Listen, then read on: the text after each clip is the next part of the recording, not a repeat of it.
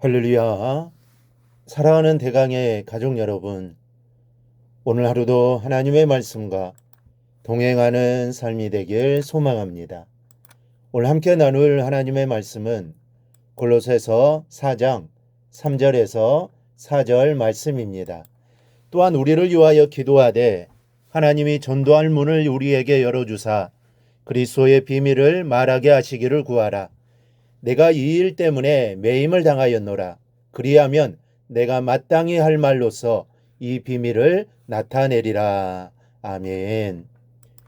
오헨리의 박사의 선물이라는 소설에서 우리는 감동적인 크리스마스 선물을 주고받는 가난한 부부를 보게 됩니다. 이 남편인 짐은 조부 때부터 물려내려온 시계를 팔아 머리가 긴 아내를 위해 머리빗을 삽니다.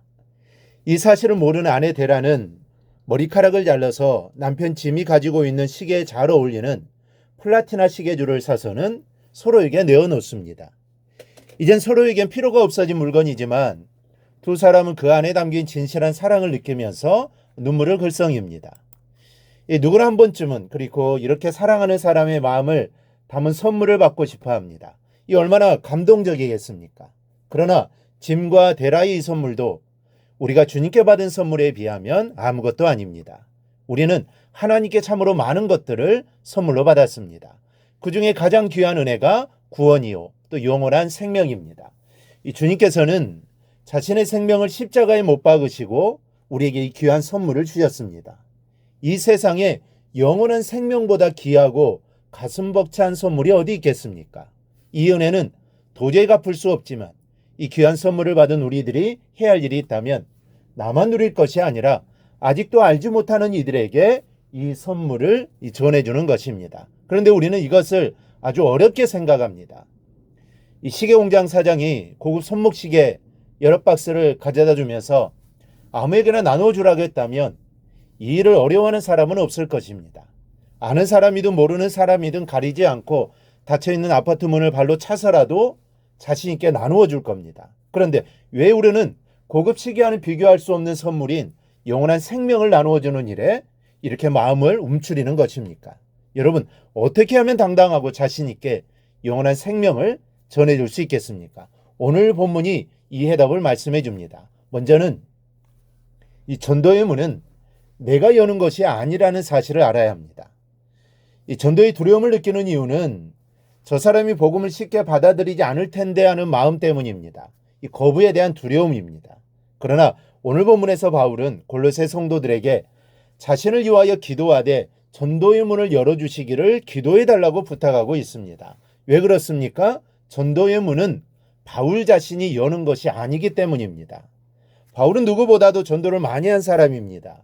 전도를 위해 평생을 바친 사람입니다. 그렇다면 전도에 어느 정도 자신이 붙었을 것 아닙니까? 그런데 그럼에도 전도의 문은 하나님이 열어주셔야 한다는 것을 고백하고 있는 겁니다. 여러분, 전도는 내가 하는 것이 아닙니다. 내가 아무리 정성껏 실력 발휘를 한다 해도 하나님께서 마음의 문을 열어주시지 않으면 아무 소용이 없는 것입니다. 그러니까 저 사람이 거부하면 어떡할까 하고 두려워하는 마음을 갖는 것은 교만입니다. 내가 하는 것이 아닙니다. 다만 주님께 전도의 문을 열어주시기를 기도하고 또 맡기고 전할 뿐입니다. 이 결과가 어떨까에 대한 마음을 두지 마십시오. 내가 얼마나 복음의 씨앗을 뿌렸는가가 중요한 것입니다. 거두는 일은 주님께서 하십니다. 그러니 전도의 문을 열어주시기를 기도하는 일부터 우리는 최선을 다해야 합니다. 이 둘째는 비밀을 말하는 것도 내가 하는 일이 아님을 알아야 합니다. 이 비밀은 암호입니다. 서로 간의 암호가 맞아떨어져야 의사가 전달되는 것이죠. 이 전도는 비밀입니다. 아무리 유창하게 복음을 완벽하게 설명해도 결실이 없을 때가 있고 말을 더듬어도 그 더듬는 말이 심령을 파고 들어가 생명을 구하는 역사가 일어날 때가 있습니다.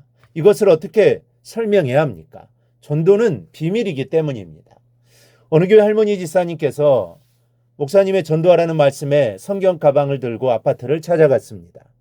초인종을 누르면 누구냐고 묻는데 이 대답할 말이 없더랍니다. 그래서 저 하고 머뭇거리고 있자 문을 열면서 무슨 일 때문이냐고 묻더랍니다. 누구냐고 묻는 말에도 대답을 못하던 분이 무슨 일이냐고 묻는 말에 뭐라고 대답했겠습니까?